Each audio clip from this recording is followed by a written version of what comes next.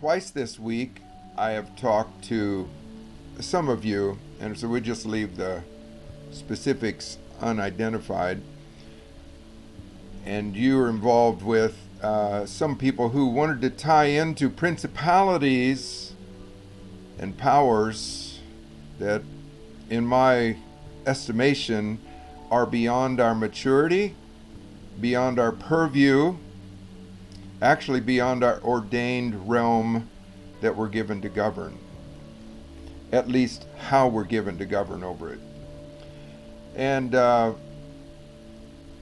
as we're moving into this territory, growing into the heavenlies, we're finding lots of shiny new objects, and boy, did they look fun, and we love it. It's just a ton of fun.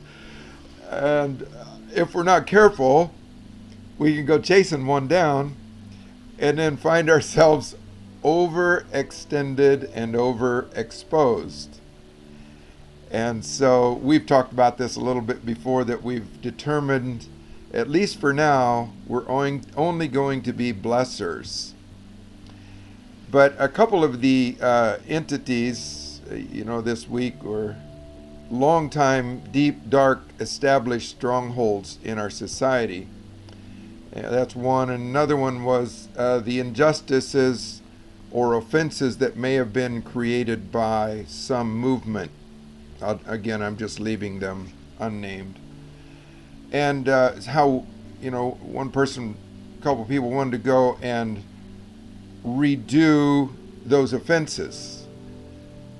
I had to ask myself, I kind of question whether or not we have the sufficient maturity and substance to be able to possess that land.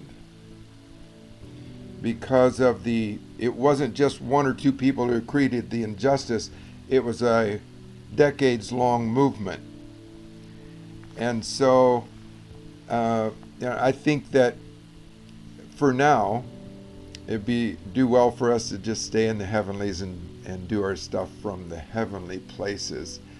And one more biblical example about that, or to bring more light into this principle, is when the children of Israel went into the promised land, God said, I'm not going to give you the whole inheritance, the whole promised land all at once, lest the wild beast of the field overtake you.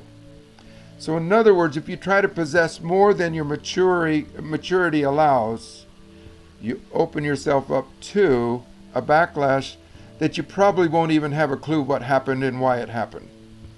So this is not a correction in any way. This is just a let the reader understand, let the wise walk in wisdom, so that we don't get ourselves in a tizzy or in a pickle somewhere along the line. And so we're doing well. We're doing well. This is not a correction at all.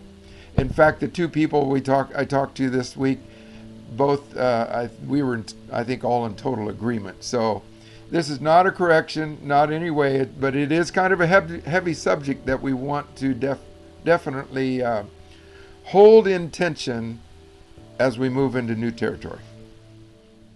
I'm so happy with our group that we're moving into new territories, and I think there is a depth of maturity, a veteran status among everybody here that has walked with the Lord for many years.